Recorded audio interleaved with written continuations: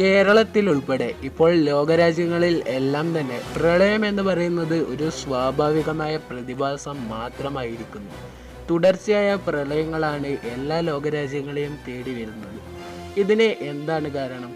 മനുഷ്യന്മാർ ഇതിൽ പങ്കാളികളാവുന്നുണ്ടോ? നമുക്ക് നോക്കാം.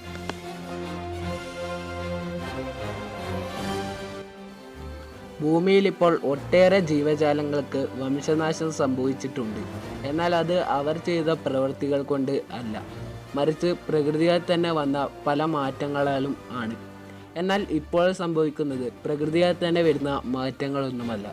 ഇതിന് പൂർണ്ണമായ ഉത്തരവാദി മനുഷ്യന്മാർ തന്നെയാണ്.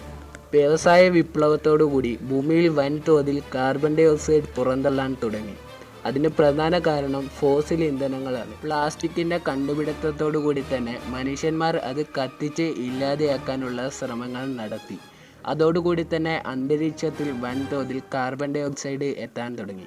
അതുമാത്രവുമല്ല, ഫാക്ടറികൾ അമിതമായി പെരുകുകയും അതിൻ്റെ ഫലമായും വലിയ തോതിൽ തന്നെ കാർബൺ ഡൈ ഓക്സൈഡ് ഭൂമിയിലേക്ക് എത്താൻ തുടങ്ങി. അതുകൂടാതെ തന്നെ അമിതമായി പെട്രോളിയം വാഹനങ്ങൾ മനുഷ്യന്മാർ നിർമ്മിച്ചു. അതുകൊണ്ട് തന്നെ വലിയ തോതിൽ തന്നെ ആൾക്കാർ ഇത്തരം പെട്രോളിയം വാഹനങ്ങൾ വാങ്ങാൻ തുടങ്ങി. അതുകൊണ്ട് തന്നെ പെട്രോളിയം വാഹനങ്ങൾ ഓടുമ്പോൾ അതിൽ നിന്നും കാർബൺ ഡൈ ഓക്സൈഡ് പോലുള്ള വാതകങ്ങൾ പുറത്തേക്ക് വരാൻ തുടങ്ങി. കാർബൺ ഡൈ ഓക്സൈഡ്, മീഥെയ്ൻ പോലുള്ള വാതകങ്ങൾക്ക് പൊതുവായ ഒരു പ്രത്യേകതയുണ്ട്.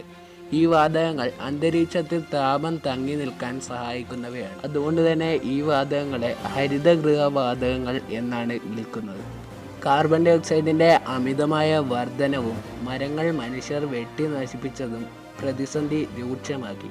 അതോടുകൂടി തന്നെ കാർബൺ ഡൈ ഓക്സൈഡിൻ്റെ അളവ് അന്തരീക്ഷത്തിൽ കുതിച്ചു കൂടാൻ തുടങ്ങി. കാർബൺ ഡൈ ഓക്സൈഡിൻ്റെ അളവ് കൂടിയതോടുകൂടി തന്നെ ഭൂമിയിൽ നിന്നും ജലം ബാഷ്പീകരിക്കുന്ന തോതും കൂടി. അതോടുകൂടി തന്നെ ഭൂമിയിൽ പെയ്തിറങ്ങുന്ന മഴയുടെ തോതും കൂടി വരാൻ തുടങ്ങി. വേനൽക്കാലത്ത് അമിതമായ വരൾച്ചയും മഴക്കാലത്ത് അതിശക്തമായ പ്രളയവും വരാൻ ഇത്തരം വാതകങ്ങൾ വലിയ പങ്ക് വഹിക്കുന്നു. കാലാവസ്ഥാ വ്യതിയാനങ്ങളുടെയും പിന്നിൽ ഈ വാതകങ്ങൾ തന്നെ ആണ്.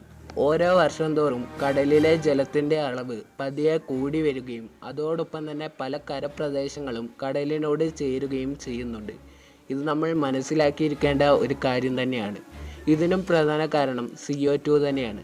CO2വിൻ്റെ അമിതമായ വർധനവ് കാരണം അന്റാർട്ടിക്ക പോലെയുള്ള ധ്രുവങ്ങളിലെ മഞ്ഞുകട്ടകൾ ഉരുകുകയും അത് കടലിനോട് ചേരുകയും ചെയ്യുന്നു. അതിൻ്റെ ഫലമായി കടലിൻ്റെ വിസ്തൃതി ഓരോ വർഷം കഴിയും തോറും കൂടി വരികയാണ് ചെയ്യുന്നത്. ഓരോ 5 വർഷം തോറും ഇപ്പോൾ ഭൂമിയുടെ താപനില 1 ഡിഗ്രിയോളം കൂടുന്നുവെന്നാണ് കണക്കുകൂട്ടൽ.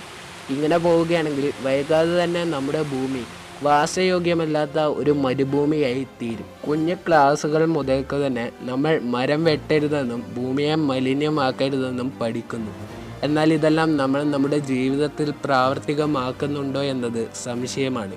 ഇനിയും നമ്മൾ ഇതൊന്നും ചെയ്തില്ല എങ്കിൽ ഭൂമിയുടെ കാര്യം കൈവിട്ടു പോയത് തന്നെ.